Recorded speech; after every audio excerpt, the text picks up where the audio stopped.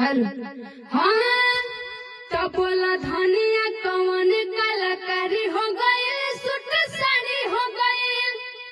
कि अभी बाड़ू तू कुंवर बेकरारी हो गई कौन कमारी हो गई।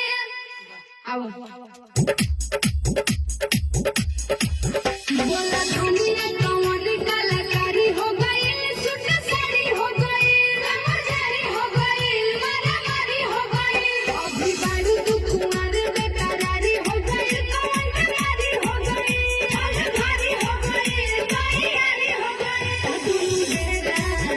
दुनु बेरा एक पूजा भई तने मुखर पूजा भई तने मुखर पूजा भई तने मुखर पूजा भई। बोला धनिया कौन कलाकारी हो गई सूट साड़ी हो गई कमरदारी हो गई मारामारी हो गई अभी बाड़ू तू कुंवर बेकरारी हो गई कौन कमारी हो गई भारी हो गई तैयारी हो गई दुनु बेरा एक पूजा भई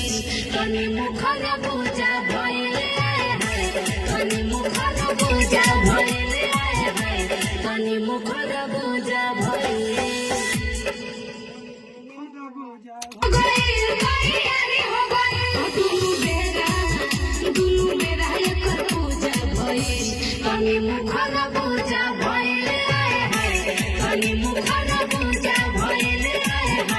तने मुखर पूजा भई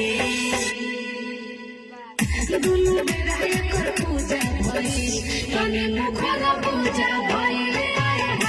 तने मुखर पूजा भई तने मुखर पूजा भई। हाँ आगे बता दो। बोली में तो हारा हाँ कि बाल तो हरी करे झप झप झप झप कमर तो हरी करे बोले में तो हरा चलाओ बाल तो हरी करे झप झप झप झप कमर तो हरी करे बोले में तो हरा ताराना देखी के लोग दीवाना बा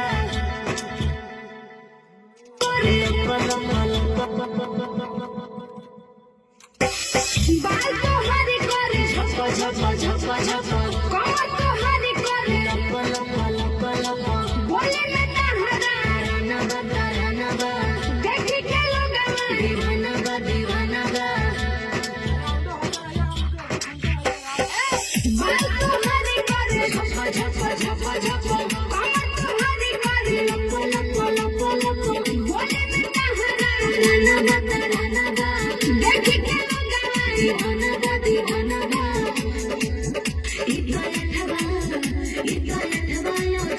तने मुखर पूजा भई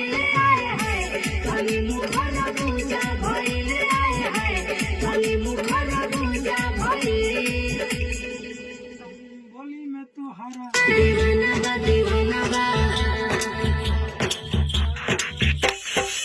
बाल तो हरी करे झप झप झप झप कमर तो हरी करे बोले में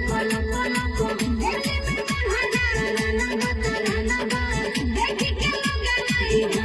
दीवाना बा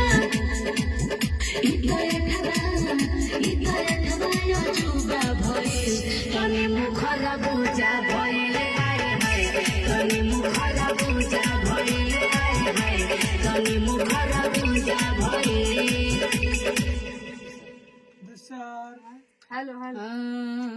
हेलो मैं क्यों बोला तुम्हारी हेलो हाँ